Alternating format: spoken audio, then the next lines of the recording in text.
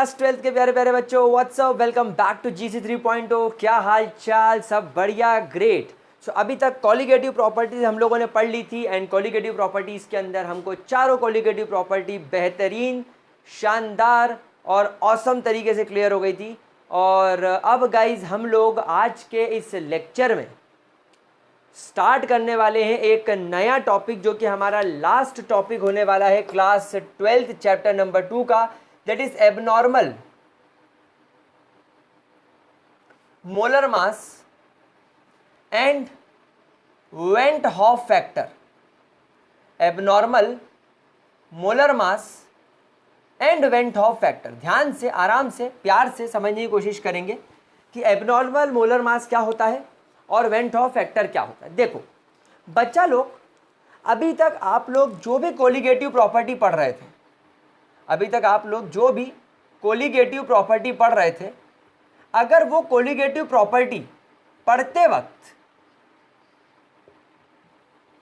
दो conditions maintain रहती हैं। कौन कौन सी? पहली, that your solution should not be very concentrated. इसका मतलब क्या है सर? समझे नहीं हम। जैसे मान लो, पहले मुझे एक बात बताओ कि कोलिगेटिव प्रॉपर्टी का मतलब क्या होता है। सर, कोलिगेटिव प्रॉपर्टी वो प्रॉपर्टी होती है जो सॉल्यूट के नेचर पर नहीं, उसके नंबर पर डिपेंड करती है। सिर्फ और सिर्फ सॉल्यूट के कितने नंबर ऑफ मोल्स हैं, नंबर ऑफ पार्टिकल्स हैं, मात्र उस पर डिपेंड करती है। उसके अलावा वो किसी और चीज़ पर ध्यान नहीं देती।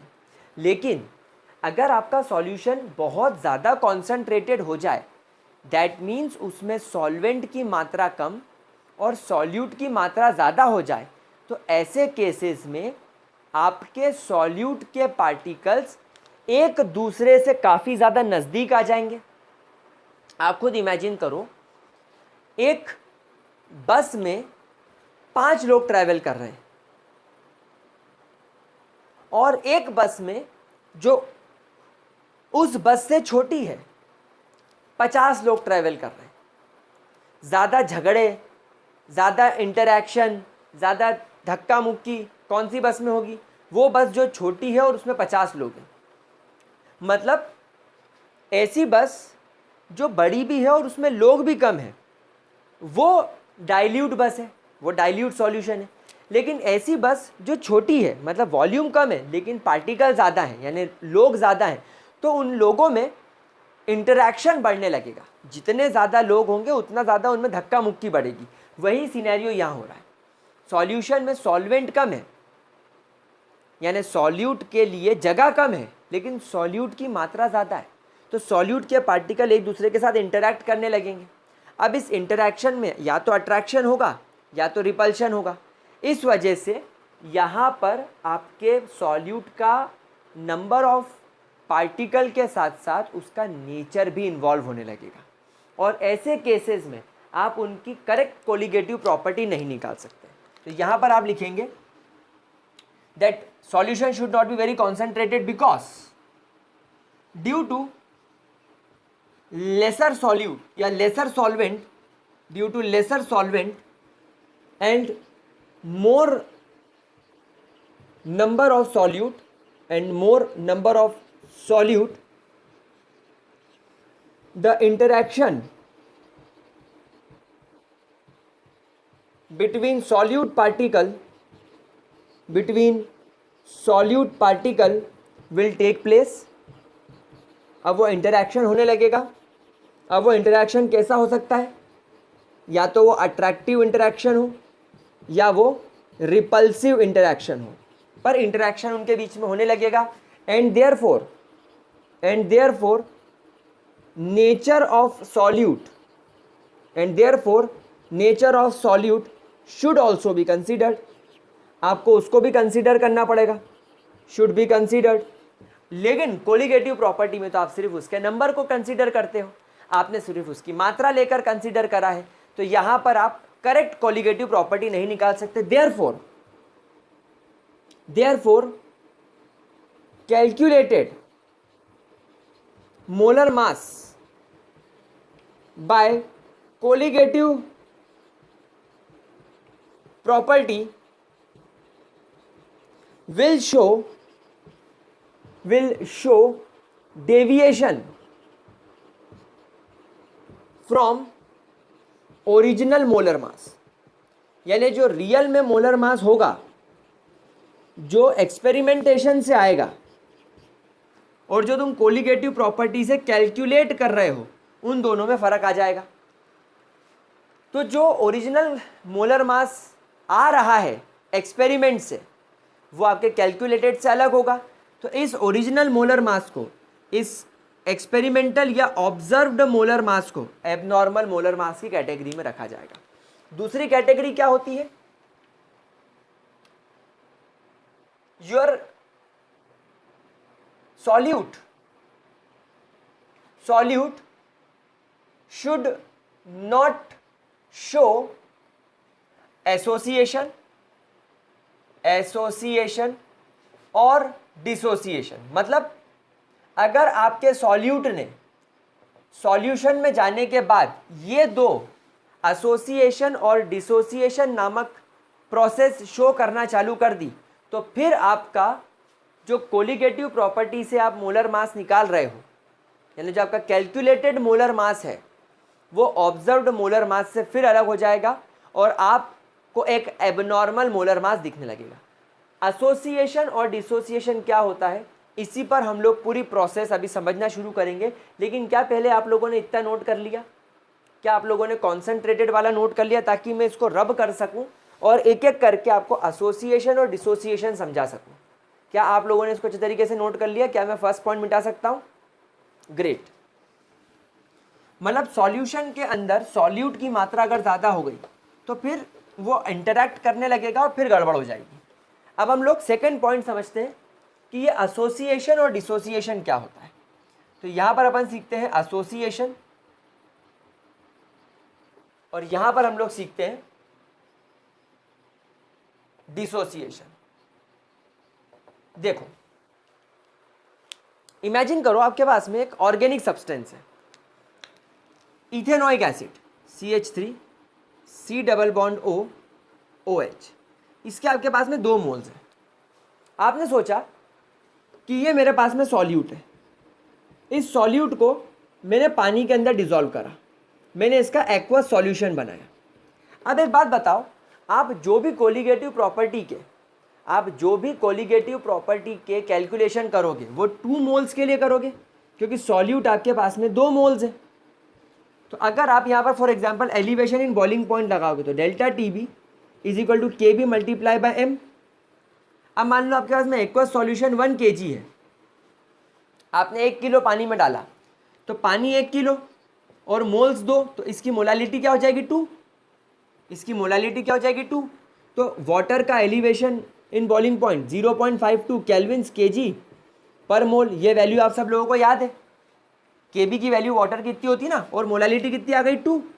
तो आप सोच के बैठोगे कि सर हमारी मोलालिटी 1.04 केल्विन्स kg पर मोल मल्टीप्लाई बाय मोल पर kg, तो ये कट जाएगा, तो केल्विन्स में आपकी वैल्यू आएगी। इतनी केल्विन आई हमारा डेल्टा TB आया।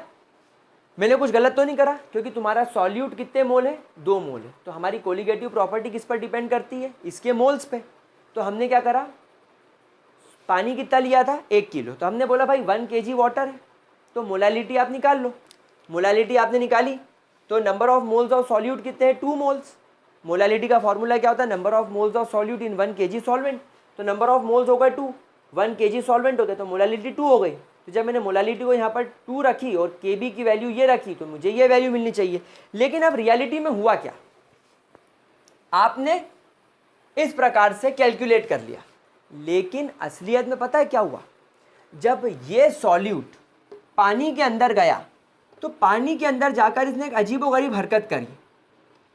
इसने बोला कि अगर मेरे पास में कुछ एसिटिक एसिड के, ये एसिटिक एसिड है, के 2 मॉलिक्यूल्स आमने सामने आ गए, तो यहां पर तो इंटर मॉलिक्यूलर हाइड्रोजन बॉन्डिंग बनने के चांसेस है। देखो, इसका ऑक्सीजन इसके हाइड्रोजन के साथ जुड़ गया और इसका ऑक्सीजन इसके हाइड्रोजन के साथ जुड़ गया, तो यहाँ पर दो मॉलिक्यूल जुड़कर एक मॉलिक्यूल की तरह बिहेव करने लगे। यानी यहाँ पर क्या बन गया, डाइमर। डाइमर का मतलब क्या होता है, when two molecules associates to behave as one molecule, एक मॉलिक्यूल की तरह बिहेव करने के लिए जब ये दोनों एसोसिएट हो जाते हैं तो ये डाइमर बन जाता है। तो अब आप सोचो, आपने क्या सोचा था कि मेरा सॉल्यूट जब इस पानी में जाएगा तो वो कोलिगेटिव प्रॉपर्टी शो करेगा। मेरा सॉल्यूट पानी में जा रहा है कोलिगेटिव प्रॉपर्टी शो करने के लिए, कितनी क्वांटिटी में, 2 मोल्स में। लेकिन यहां तो क्या हुआ, यहां तो ससुरे 2 मॉलिक्यूल जुड़ के एक हो गए, यानी 2 का 1 हो गया। 2 अलग अलग मॉलिक्यूल जुड़ के एक मॉलिक्यूल की तरह बिहेव करने लगे। मतलब अगर आप यहां पर 2 मॉलिक्यूल डालोगे तो सॉल्यूशन में वो 1 दिखाई देंगे, 4 डालोगे तो 2 दिखाई देंगे, देयरफॉर यहां पर नंबर हाफ हो गया। तो यहां पर आपको कितना मोल दिखाई देने लगा, 1 मोल। मतलब असलियत में सॉल्यूशन के अंदर जो धमा चौगड़ी मचाएंगे वो क्या 2 मॉलिक्यूल मचाएंगे, नहीं, वो एक ही मॉलिक्यूल मचा रहा है। तो यहां पर हो गया आपका एसोसिएशन। तो आपने जो भी कोलिगेटिव प्रॉपर्टी के जितने भी कैलकुलेशन करे थे वो सब आपने 2 मोल्स के लिए करे थे, आपने हर जगह मोलैलिटी 2 ली थी। लेकिन जब हमने एक्सपेरिमेंट करा, जब हमने रियल लाइफ में इसको करके देखा तो हमारा जवाब कुछ और ही आया। हमारा जवाब कुछ और क्यों आया, क्योंकि हमने पाया कि हम तो ये सोच के बैठे थे कि मैंने 2 मोल एसिटिक एसिड डाला है तो सॉल्यूशन के अंदर 2 मोल एसिटिक एसिड काम करेंगे। लेकिन काम रियलिटी में कितने कर रहे हैं, रियलिटी में काम तो 1 ही मोल कर रहा है। क्यों, क्योंकि 2 मॉलिक्यूल्स जुड़कर 1 बन गए, 2 मॉलिक्यूल्स जुड़कर 1 बन गए, 2 मॉलिक्यूल्स जुड़कर 1 बन गए, 2 मॉलिक्यूल्स जुड़कर 1 बन गए। तो काम तो 1 ही मॉलिक्यूल कर रहा है, बड़ा मॉलिक्यूल हो गया लेकिन है तो 1 ही। तो देयरफॉर इस प्रोसेस को बोलते हैं association. So when 2 molecules associates to behave as a one molecule is called as association. So when due to any intermolecular force of attraction molecules of solute associate or gather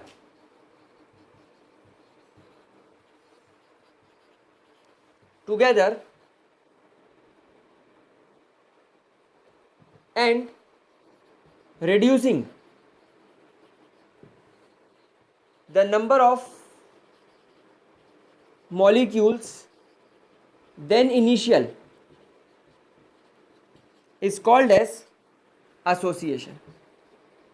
चलो फटाफट से association note करो। तो association के अंदर हमेशा molecules का number कम हो जाएगा। अच्छा, ज़रूरी नहीं कि हमेशा डाइमर बने, कभी कभी अगर आपको न्यूमेरिकल में ऐसा दे दिया जाए that a solute upon going in a solution forms trimer, तो बेटा ट्राइमर के अंदर क्या होगा, 3 मॉलिक्यूल जुड़ जाएंगे। ट्राइमर के अंदर क्या होगा, 3 मॉलिक्यूल जुड़ जाएंगे। ट्राइमर के अंदर 3 molecule associates to form 1 molecule. तो अगर मान लो तुमने इनिशियल, फॉर एग्जाम्पल तुमने इनिशियल अगर 6 मोल लिए हैं, अगर तुमने इनिशियल 6 मोल लिए हैं तो तुम कैलकुलेशन 6 मोल के लिए करने बैठोगे, लेकिन रियल में तुमको कितने मिलेंगे, 2 मोल। क्यों, क्योंकि 3 जुड़कर 1 बन गए। टोटल कितने थे, 6, 3 जुड़कर 1 बन गए और 3 जुड़कर 1 बन गए, तो 1 और 1 2। समझ में आ गई बात। 3 से डिवाइड हो जाएगा, अगर 3 मॉलिक्यूल जुड़कर 1 बना रहे तो ये नंबर 3 से डिवाइड हो जाएगा, इनिशियल मोल्स 3 से डिवाइड हो जाएंगे। समझ में आ गई बात। तो यहाँ पर डिपेंड करेगा कि क्या हो रहा है, वैसे यूजुअली डाइमर पर ही सवाल आता है। तो ये हो गया तुम्हारा एसोसिएशन। ठीक है, एसोसिएशन क्लियर हो गया, पक्की बात, ग्रेट। अब एसोसिएशन समझने के बाद चलते हैं जरा डिसोसिएशन की तरफ। कि भैया डिसोसिएशन क्या होता है। आइए हम डिसोसिएशन डिस्कस करें। नो गाइस, फॉर एग्जांपल आपके पास में एक सॉल्ट है NaCl। आपने NaCl 1 मोल कंसीडर करा, आपने इसको एक्वस पानी के अंदर डाला। नाउ इमेजिन करो पानी तुम्हारे पास में 1 किलो है, तो इसके मोलालिटी कितनी हो जाएगी। NaCl के नंबर ऑफ मोल्स 1 है, पानी 1 किलो है, तो मोलालिटी कितनी हो गई 1 मोल पर kg। अब अगर आप मान लो आप इस 1 किलो एक्वस NaCl सॉल्यूशन के लिए आप डेल्टा TB निकाल रहे हो, तो इसका भी multiply by KB into M हो जाएगा। KB की वैल्यू 0.52 इंटू 1 हो जाएगी, तो 0.52 आपका आंसर आएगा। ये आपने कैलकुलेट करा, ये आपने कॉलिगेटिव प्रॉपर्टी के नॉर्मल फॉर्मूले से कैलकुलेट करा, लेकिन रियलिटी में क्या हो रहा है। NaCl एक प्रकार का इलेक्ट्रोलाइट है, NaCl एक प्रकार का इलेक्ट्रोलाइट है, तो जब ये पानी के अंदर जाएगा तो ये टूट जाएगा Na पॉजिटिव और Cl नेगेटिव के अंदर। अब एक बात बताओ, ये बात बच्चे से बच्चा भी जानता है कि अगर तुम्हारे पास में 1 मोल NaCl है तो उसमें से डेफिनेटली 1 मोल सोडियम के आयन निकलेंगे और 1 मोल क्लोरीन के आयन निकलेंगे। ये बात कन्फर्म है। ऐसा थोड़ी होता है कि आधा मोल सोडियम ले लिया और आधा मोल क्लोरीन ले लिया तो आधा आधा 1 हो गया ना। अगर 1 मोल NaCl है तो 1 मोल सोडियम और 1 मोल क्लोरीन पक्का निकलेगा। अगर ये 2 मोल है तो 2 मोल कैटायन 2 मोल एनायन निकलेंगे। अगर ये 10 मोल है तो 10 मोल कैटायन 10 मोल एनायन निकलेंगे। ये बात पक्की है, ये बात फिक्स है। तो अब एक बात बताओ, सॉल्यूशन के अंदर कितने पार्टिकल्स है भाई। कोलिगेटिव प्रॉपर्टी क्या होती है, depends on the number of moles of solute. अब सॉल्यूट कोई ज़रूरी थोड़ी कि सॉल्यूट सॉल्ट ही हो, यहाँ पर सॉल्यूट तुम्हारे कैटायन और एनायन बन गए। अब तो total there are 2 moles of ion. आपके 2 मोल आयन्स अंदर उचक पुचक कर रहे हैं। सो टोटल यहाँ पर कितने मोल्स काम करेंगे, 2 मोल्स काम करेंगे। आप कैलकुलेशन कितने के लिए कर रहे थे कि मैंने तो 1 मोल नमक डाला है, तो 1 मोल नमक के हिसाब से एलिवेशन इन बॉइलिंग पॉइंट इतना होगा, लेकिन वो पानी में जाके ससुरा 2 अलग अलग पार्ट में टूट गया, डिसोसिएट हो गया। तो अब आपके सॉल्यूशन के अंदर सॉल्यूट का नंबर ट्वाइस हो गया है, डबल हो गया है, और डबल होने की वजह से आपके कोलिगेटिव प्रॉपर्टी के अंदर बदलाव आएगा और मोलर मास कैलकुलेशन में भी बदलाव आएगा। तो that is called a dissociation. So when electrolytes, acids और बेसेस, यूजुअली इन्हीं के साथ देखा जाता है, are dissolved in their aqueous solution, they breaks into cation and anion, and this process is called as dissociation। इस प्रोसेस को dissociation बोलेंगे। क्या यह बात अच्छे तरीके से समझ में आई। सो बच्चा लोग, आप लोग जो भी कोलिगेटिव प्रॉपर्टी का अभी तक आप लोग इस्तेमाल कर रहे थे, वो कोलिगेटिव प्रॉपर्टी प्रॉब्लमेटिक है। अगर उस कोलिगेटिव प्रॉपर्टी को आपने कैलकुलेट करना है तो आपको पहले देखना पड़ेगा कि आपका कोई सब्सटेंस इलेक्ट्रोलाइट, एसिड या बेस तो नहीं है, क्योंकि वो डिसोसिएट हो जाएगा। क्या वो ऑर्गेनिक तो नहीं है, क्योंकि उसके अंदर इंटरमॉलिक्यूलर हाइड्रोजन बॉन्डिंग होगी, वो एसोसिएट हो जाएगा। या कॉन्सेंट्रेटेड तो नहीं है। अगर ये तीनों चीज़ें नहीं हैं तब तो आपकी नॉर्मल कोलिगेटिव प्रॉपर्टी आप जो कैलकुलेट कर रहे हो वही ऑब्जर्व भी होगी, वही एक्सपेरिमेंट में आएगा। लेकिन अगर ये 3 लफड़े हैं तो फिर आपकी कोलिगेटिव प्रॉपर्टी में आप लोगों को एबनॉर्मेलिटी देखने को मिलेगी। क्या ये बात समझ में आ गई।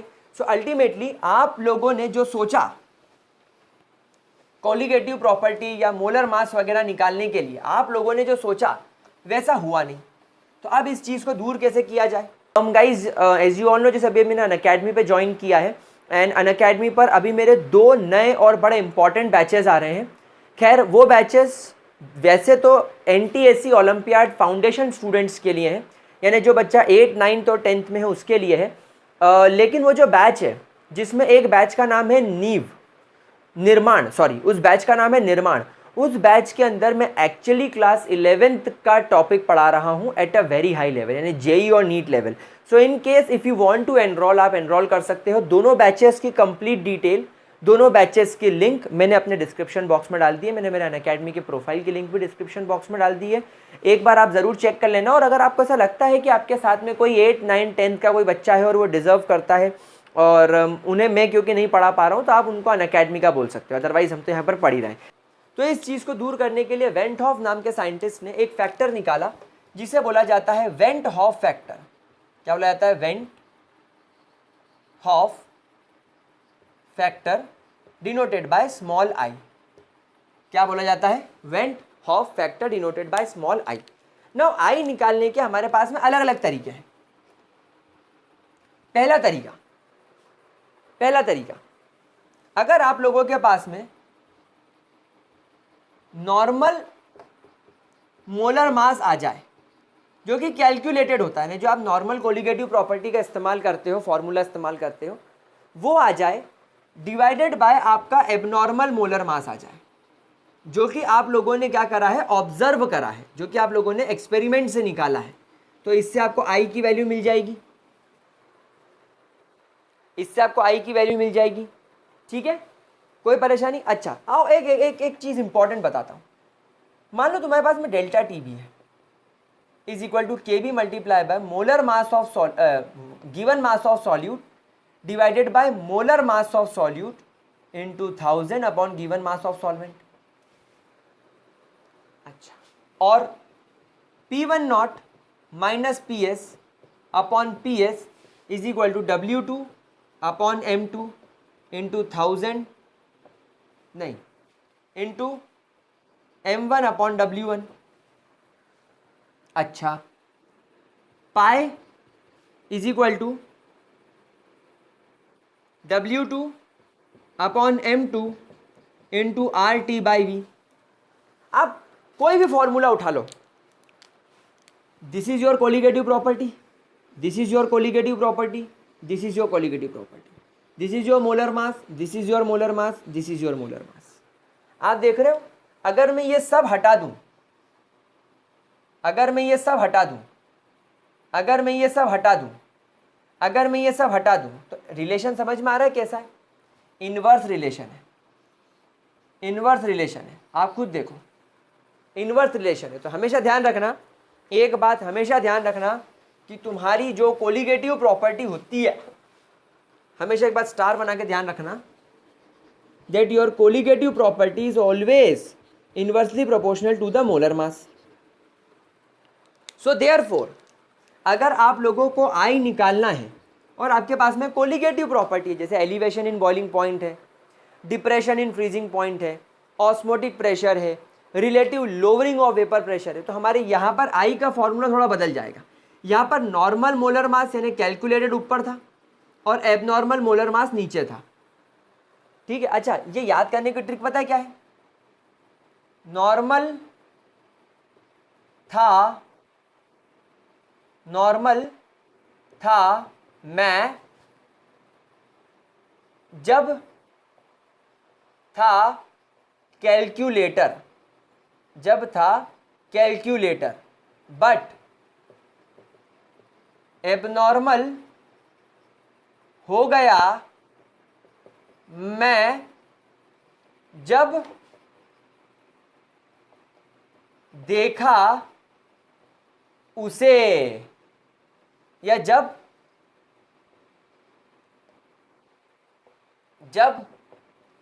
ऑब्जर्व करा उसे। देखो मेरी ट्रिक देखो ये ट्रिक है फॉर्मूला याद करने की।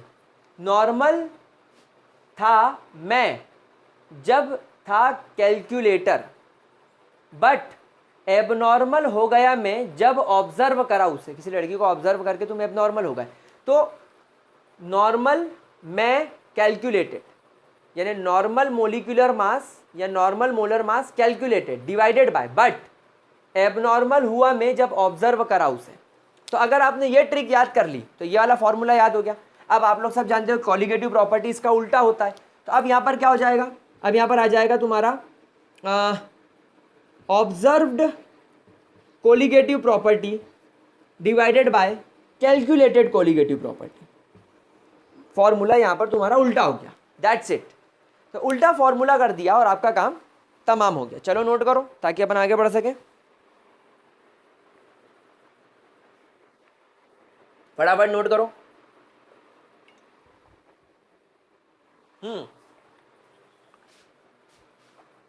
आगे बढ़े।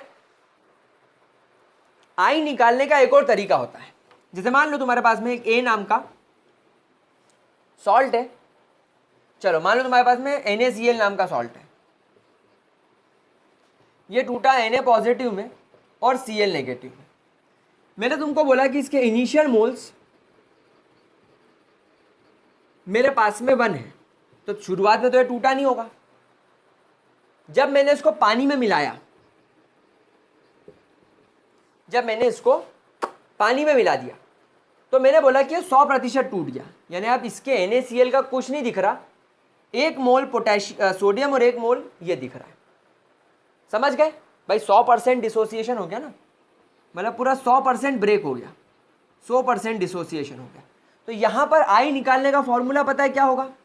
यहां पर आई निकालने का फॉर्मूला होगा नंबर ऑफ मोल्स एसोसिएटेड और डिसोसिएटेड। भाई दोनों चीजों के अंदर फॉर्मूला यूज करना पड़ेगा ना। So number of moles of solute associated और dissociated divided by initial moles,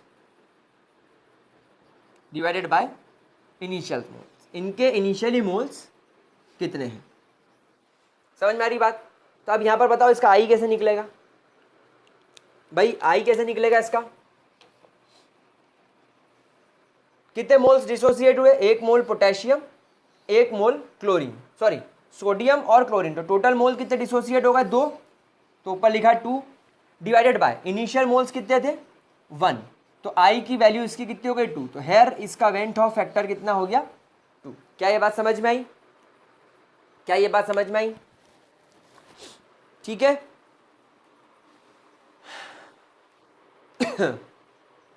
clear होता है? पक्का? अच्छा, अब मैं आपको एक यूनिवर्सल टिप देने वाला हूं, एक यूनिवर्सल ट्रिक देने वाला हूं। फटाफट पहले इसको नोट कर लो, so that I can give you the universal trick जो आपको हर जगह यूज में आ जाएगी। ठीक है। यूजुअली ये दोनों सवाल में फॉर्मूले कम यूज होते हैं, ये मैक्सिमम यूज होता है। अब देखो मैं आपको एक टेबल बनवा देता हूं। यूजुअली क्या होता है, अगर आप सिर्फ बोर्ड एग्जाम तक की प्रिपरेशन कर रहे हो तो आपको बस आई पहचानते आना चाहिए। पहले आई पहचानना सीख लो, ठीक है। आगे बढ़े। चलो अब देखो, मान लो आप लोगों के पास में अलग अलग टाइप की सॉल्ट्स हैं। जैसे कि मान लो मेरे पास में यूजुअली जो पिछले साल सवालों में आई है, मैं वो लिखता हूँ KCl, NaCl, MgSO4, KCl, NaCl, MgSO4, K2SO4, K4FeCN6, K4FeCN6। अब आपको ये सवाल में क्वेश्चन में सॉल्ट दे रखी है, ठीक है, और अब आपको इनका कोलिगेटिव प्रॉपर्टी निकालना है। तो वेंट हॉफ अंकल ने बोला कि अगर ऐसा कुछ एसोसिएशन, डिसोसिएशन कुछ देखने को मिलता है तो हमें हमारे कोलिगेटिव प्रॉपर्टी में थोड़ा सा करेक्शन करना पड़ेगा। तो correction in the formulas of colligative property. पहला, relative lowering of vapour pressure P1 not minus PS upon PS is equal to W2 upon M2 multiply by M1 upon W1। ये तुम्हारा colligative property का पहला फॉर्मूला, relative lowering of vapour pressure. तो कुछ भी नहीं बोला, आपके वेंट हॉफ अंकल ने बोला कि इस पूरे डिजिट को अगर आप वेंट हॉफ फैक्टर से मल्टीप्लाई कर दोगे तो आपका कैलकुलेटेड कोलिगेटिव प्रॉपर्टी और ऑब्जर्व्ड कोलिगेटिव प्रॉपर्टी इक्वल हो जाएंगे। कैलकुलेटेड मोलर मास, अगर आप इस फॉर्मूले से मोलर मास कैलकुलेट कर रहे हो और एक्सपेरिमेंट में मोलर मास निकाल रहे हो तो दोनों की वैल्यू बराबर हो जाएगी। तो यहां पर आई से मल्टीप्लाई करने की वजह से therefore calculated and observed value colligative property की and calculated and observed molar mass की वैल्यूज बराबर हो जाएंगे, यानी अब आपको यहाँ पर किसी प्रकार का डिविएशन देखने को नहीं मिलेगा। अगर आपके पास में एलिवेशन इन बॉइलिंग पॉइंट है तो इसका फॉर्मूला होता है के बी मल्टीप्लाई बाय एम। अगर आपके पास में डिप्रेशन इन फ्रीजिंग पॉइंट है तो इसका मल्टीप्लाई बाय के एफ मल्टीप्लाई बाय एम। और अगर तुम्हारे पास में ऑस्मोटिक प्रेशर है पाई तो इज इक्वल टू चलो फाइनल वाला फॉर्मूला है तो W2 upon M2 multiply bye R multiply by T divided by V, ये फॉर्मूला होता है। सो फाइनली अब इन सब में ये वाली साइड में I से मल्टीप्लाई दे दो, I से मल्टीप्लाई दे दो, I से मल्टीप्लाई दे दो, बस तो आपके सारी कैलकुलेटेड एंड ऑब्जर्व वैल्यू बराबर हो जाएगी। अब आपको यहाँ पर आइडेंटिफाई करना है कि आपको जो सवाल दिया है क्या उस सवाल में कोई सॉल्ट है। आप देखना मैंने जितने भी कोलिगेटिव प्रॉपर्टी के सवाल कराए हैं उन सब कोलिगेटिव प्रॉपर्टी के सवालों में एक वर्ड दे रखा था होता है नॉन इलेक्ट्रोलाइट,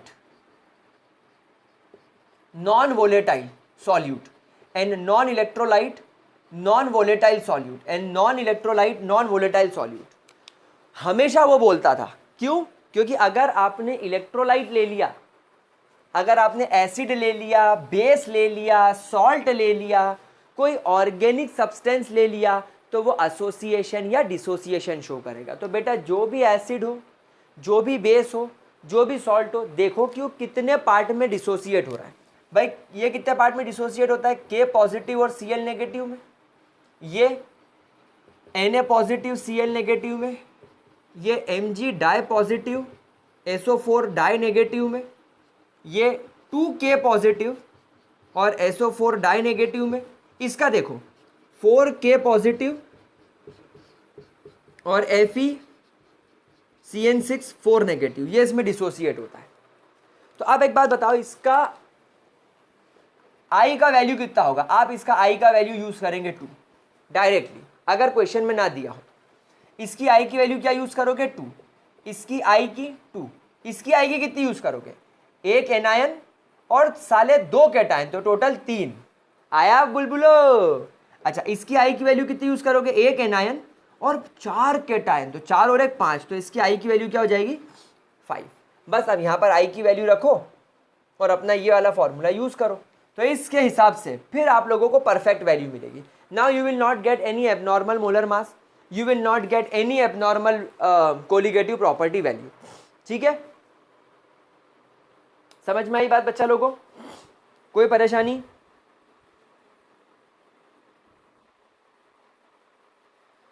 ठीक है, पक्का? ग्रेट। अच्छा एक एग्जांपल ले लो, जैसे मान लो आपके पास में ये है CH3COOH। अब आप लोग सब जानते हो इसमें H और OH है, ये एसोसिएट होगा, तो एसोसिएशन कितना होता है? डाइमर बनाता है, तो यहाँ पर I की वैल्यू क्या हो जाएगी? 0.5 I की वैल्यू कितनी हो जाएगी? 0.5। ठीक है, क्योंकि 2 जुड़ के 1 बना रहे हैं। तो मान लो अगर आपने यहाँ पर इनिशियल मोल 1 लिए और फाइनली ये आपने चलो इनिशियल मोल मान लो 2 ले लिए और ये जुड़ कर इसने डाइमर बना लिया, इसने डाइमर बना लिया CH3COOH CH3COH, ये डाइमर बन गया, तो ये 1 मोल दिख रहा है। तो आपके I का फॉर्मूला क्या हो जाएगा? फाइनल मोल कितने हैं? 1, इनिशियल मोल कितने हैं? 2, तो 0.5, तो I की वैल्यू आपकी 0.5 आ जाएगी। इस तरीके से आप I की वैल्यू हमेशा फाइंड आउट कर सकते हो। क्या ये बात मेरे प्यारे बच्चा लोगों को अच्छे तरीके से क्लियर हो गई? Now is there any kind of doubt in this? पक्का? श्योर? ग्रेट। तो अब हम लोग आगे बढ़े। श्योर? चलिए ग्रेट। अब गाइज एक चीज और यहां पर आपको फाइंड आउट करने को आ सकती है। खैर हम न्यूमेरिकल्स करेंगे तो ज़्यादा चीज़ बेटर तरीके से क्लियर होगी। इतना तो खैर आप लोग सब अब निकाल लोगे, कोई बड़ी बात नहीं है। आपको एक degree of dissociation and association भी मुझे सिखाना है। वो भी हम लोग सीखेंगे बहुत जल्दी। और अब हम लोग उसी की तरफ चलते हैं कि वेंट ऑफ फैक्टर का इस्तेमाल करके हम लोग डिग्री ऑफ डिसोसिएशन या डिग्री ऑफ एसोसिएशन कैसे निकाल सकते हैं। तो नेक्स्ट आप लोग हेडिंग डालेंगे degree of dissociation denoted by alpha, और एसोसिएशन भी लिख दो। तो देखो हमेशा ध्यान रखना, अभी तक मैंने आपको जितने भी सॉल्ट्स पढ़ाए वो स्ट्रॉन्ग सॉल्ट्स थे, स्ट्रॉन्ग एसिड थे, स्ट्रॉन्ग बेस थे, जो कि 100% टूट जाते हैं। लेकिन बेटा ऐसे भी तो कुछ सॉल्ट्स होते हैं जो 100% नहीं टूटते पानी में जाके। जैसे आपने एक वीक एसिड डाला, जैसे आपने फॉर एग्जांपल डाला NH4Cl, ammonium chloride. Ammonium chloride पानी में जाने के बाद 100% नहीं टूटता, वो बहुत कम टूटता है। तो यहां पर आप लोगों को यह पूछा जा सकता है कि कितना टूटा। जैसे अभी तक मान लो आपके पास में एक AB नाम का सॉल्ट है, आपने इसको पानी में डाला तो ये A पॉजिटिव और B नेगेटिव में टूट गया। मान लो आप लोगों ने इसके शुरुआत में 100 मोल्स लिए या 100 मॉलिक्यूल आपने इसके उठाए। इनिशियली आप लोगों ने क्या करा, इनिशियली आप लोगों ने इसके 100 मॉलिक्यूल्स उठाए, तो अभी तो कुछ भी नहीं होगा। लेकिन जब आपने इसको पानी में डिसॉल्व वगैरह कर दिया और बहुत देर बाद ऑब्जर्व करा, तो आपने क्या पाया कि यार इसके 80 मॉलिक्यूल तो अभी भी वैसे के वैसे ही पड़े हुए हैं। AB के 80 मॉलिक्यूल आज भी ऐसे ही पड़े हुए, इनमें कोई बदलाव ही नहीं हुआ। मात्र 20 मॉलिक्यूल टूटे, इसलिए तुमको 20 कैटायन और 20 एनायन मिल रहे हैं। तो यहां पर आपसे ये पूछा जा सकता है कि कितना डिग्री ऑफ डिसोसिएशन हुआ। A और B के टूट के अलग होने में डिग्री ऑफ डिसोसिएशन कितना हुआ। क्या ये बात समझ में आ गई? तो बच्चा लोग, इसके लिए आप लोगों को जो फॉर्मूला यूज करना है वो यूज करना है I, यानी तुम्हारा van't Hoff factor is equal to number of moles of particles associated or dissociated just a minute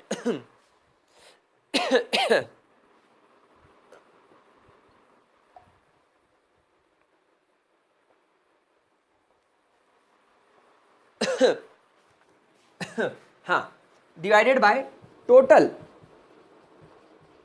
number of moles of solute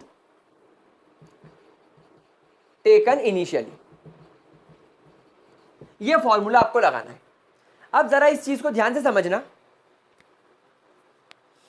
अब आप जरा इस चीज को आराम से समझना कि देखो इस तरीके के सवालों को सॉल्व कैसे करते हैं। देखो बहुत सीधा सा गणित लगाऊंगा मैं यहाँ पर। मैं एक एग्जाम्पल लेकर भी चाहो तो आपको सॉल्व करवा सकता हूँ।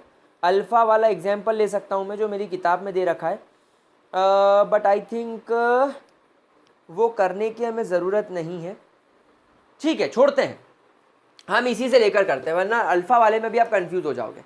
बस एक बात ध्यान रखना कि ये जो फाइनल वैल्यूज होती हैं ये किताबों में हमेशा अल्फ़ा से डिनोट की जाती है, और इसको डिनोट किया जाता है 1 माइनस अल्फा से। आप बात समझ गए क्या हुआ? किताबें मानती है कि तुम्हारे पास में इनिशियल इसके मोल्स थे 1 और इनके मोल्स थे 0। बाद में हमने बोला 1 में से अल्फा पार्टिकल डिसोसिएट हो गए, डिग्री ऑफ डिसोसिएशन अल्फा ने 1 में से अल्फा पार्टिकल चले गए, तो ये कितने बने अल्फा और ये भी कितने बने अल्फा। यहां पर हमने अल्फा की जगह पर 20 ले रखा है। तो अगर आपने इनिशियल मोल्स 100 लिए हैं तो ये 100 माइनस अल्फा हो जाएगा। तो क्योंकि अल्फा 20 है तो 100 में से 20 गए तो ये बचा 80, ये बचा 20, ये बचा 20। तो do you understand what I am trying to say? ठीक है, तो मैं आपको इसको इस तरीके से करके बताऊंगा ताकि आप लोगों को कोई परेशानी ना हो। सो नाउ आई की वैल्यू कैसे निकालेंगे? चलो बताओ, टोटल नंबर ऑफ मोल्स कितने हो गए? Total number of moles of particle after association and dissociation. अब आप बोलोगे सर क्या हम 20 लिखेंगे? नहीं बेटा, यहां पर क्या पूछ रहा है, number of moles of particle after association and dissociation. In fact यहाँ पर मुझे लिखना चाहिए था I is equal to total number of moles. 20 A plus K, 20 B minus के, और बेटा 80 AB के भी तो बचे। सब मानने पड़ेंगे ना, सब मानने पड़ेंगे। सॉल्यूशन में अभी कितने टोटल मोल्स बचे हैं? 80 तो अनडिसोसिएटेड रह गए, तो ये गिनूंगा। 20 कैटायन निकले, 20 एनायन निकले, क्योंकि हम कॉलिगेटिव प्रॉपर्टी के बारे में बात कर रहे हैं ना, उसमें जो number of moles of particles है तो ये हो गया, divided by total number of moles कितने लिए थे इनिशियली 100, तो ये हो जाएगा 120 divided by 100, so 1.2 is the value of your i. तो यहाँ पे तुम्हारे आई की वैल्यू कितनी निकल गई? इस तरीके से। क्या ये बात समझ में आ गई? तो क्या आप इस तरीके के सवाल सॉल्व कर पाएंगे? ग्रेट। तो आप लोगों को आई निकालना आ गया। अब हम लोग एक काम करते हैं, इसी फॉर्मूले का इस्तेमाल करके अल्फा की वैल्यू निकालने की कोशिश करते हैं। अल्फा की वैल्यू निकालने की कोशिश करते हैं, क्योंकि हमको डिग्री ऑफ डिसोसिएशन भी तो फाइंड करना है। तो लेट्स से मेरे पास में ए बी के इनिशियल मोल्स है 1, ए बी के इनिशियल मोल्स है 1, और अभी ये अनडिसोसिएटेड है इसलिए 0। फाइनली कुछ समय बाद मैंने बोला ए में 1 में से अल्फा पार्टिकल्स निकल गए, ए बी के 1 में से अल्फा पार्टिकल्स टूट के ए पॉजिटिव और बी नेगेटिव में चले गए। तो अब यहां पर आपके आई की वैल्यू क्या बन गई? 1 minus alpha plus alpha plus alpha divided by 1। तो I will become equal to, ये अल्फा और ये अल्फा कट जाएगा, तो ये बचाएगा 1 plus alpha upon 1। So this is how you can find out any question, any type of answer you can find out with this। क्या ये बात समझ में आ गई बच्चा लोगों को? तो अब आप यहाँ से अल्फा की वैल्यू निकाल सकते हो, आई की वैल्यू आपको सवाल में दे रखी होगी, आप निकाल सकते हो। चलो एक एग्जाम्पल करके देखते हैं, मैं बुक में वो एग्जाम्पल ही देखने गया था। मान लो तुम्हारे पास में K4FeCN6 है, ठीक है। Let's say you have K4FeCN6, ये टूटता है 4K पॉजिटिव और FeCN6 नेगेटिव के अंदर। आपको इसके अंदर अल्फा निकालना है, फाइंड आउट अल्फा। तो भाई मैं सोचता हूं कि इसके इनिशियल मोल्स 1 है, ये 0, ये 0। फाइनल इसमें से 1 में से अल्फा चला गया, तो बेटा इसमें कितना बना होगा? इसमें बना होगा 4 अल्फा। सर अल्फा क्यों नहीं बना?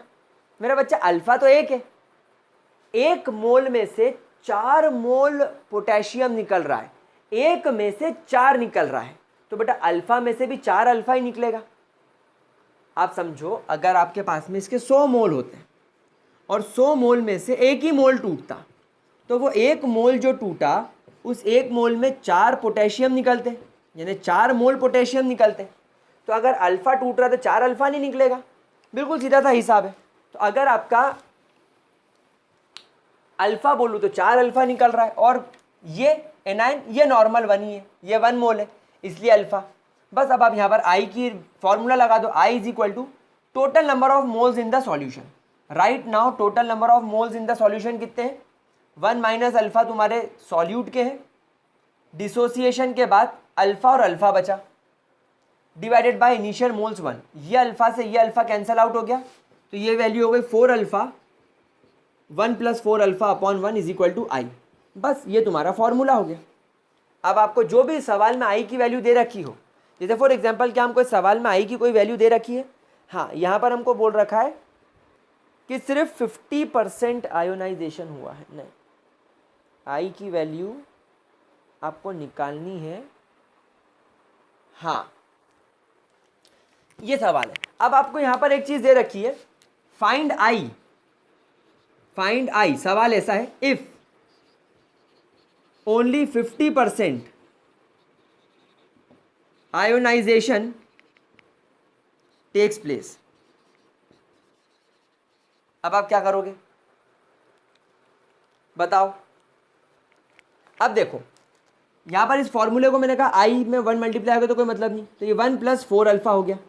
अब ये कह रहा है 50% आयोनाइजेशन हुआ, मतलब इसका कहना यह है कि तुम्हारे अल्फा की वैल्यू 50% है, यानी तुम्हारा डिग्री ऑफ डिसोसिएशन 50 है। तो क्या मैं इसको ऐसा लिख दूं 50/100 यानी 0.5, यहाँ पर अल्फा की वैल्यू 0.5 है, तो let's put the value of alpha here, तो 4 into 0.5, so 1 multiply by 1 + 2 sorry यानी 3, तो यहाँ पर तुम्हारे आई की वैल्यू क्या हो गई 3। क्या बात समझ में आ गई?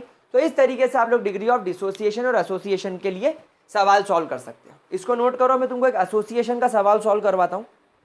बहुत बढ़िया, मुझे बहुत बढ़िया सवाल मिला, 60% के साथ सॉल्व करेंगे, ठीक है। चलिए अब एक सवाल अपन एसोसिएशन के लिए करते हैं। आपको इसमें अगेन आई निकालना है, जैसे मैंने इसमें आई निकलवाया आपको, उसमें भी आपको आई ही निकालना है। क्वेश्चन ये है that find I if 60% of acetic acid is associated, okay, is associated in its aqueous solution। अब इसको कैसे सॉल्व करेंगे, जल्दी से इक्वेशन बनाते हैं। लेट्स से हमारे पास में CH3COOH है और ये एसोसिएट होता है, तो हम लोग जानते हैं ये एसोसिएट कैसे होता है, C double bond OOH CH3COH double bond O, ये जुड़ा ये जुड़ा। तो मैं इसको इजी करने के लिए बोल दूं कि चलो मेरे पास में, मैंने इसको इजी करने के लिए बोल दिया कि इनिशियल इसके 2 मोल थे, इसके 0 थे, बाद में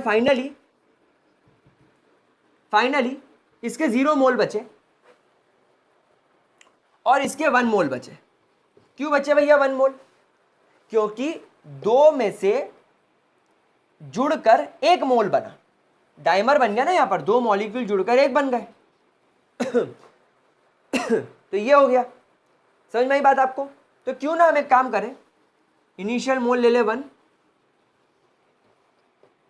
फाइनल मोल लिख दे 1 माइनस अल्फा। हम बोले अल्फा जो है, अल्फा पार्टिकल्स एसोसिएशन में चले गए। अब एसोसिएशन में जाने के बाद क्या हुआ, 2 जुड़कर 1 बने तो हाफ हो जाएगी वैल्यू। इनिशियली 2 मोल लिए थे, फाइनल 1 बचा, तो अगर 1 में से अल्फा पार्टिकल टूट के एसोसिएशन में गए तो 2 जुड़कर 1 बन रहा है, तो अल्फा डिवाइडेड बाय 2 हो जाएगा। Very good. अब आप देखो यहाँ पर आई की वैल्यू क्या होगी, 1 minus alpha plus alpha divided bye 2 upon 1। तो जब इसको फर्दर सॉल्व करोगे तो ये हो जाएगा 1 minus alpha by 2 upon 1। Correct बोला मैंने?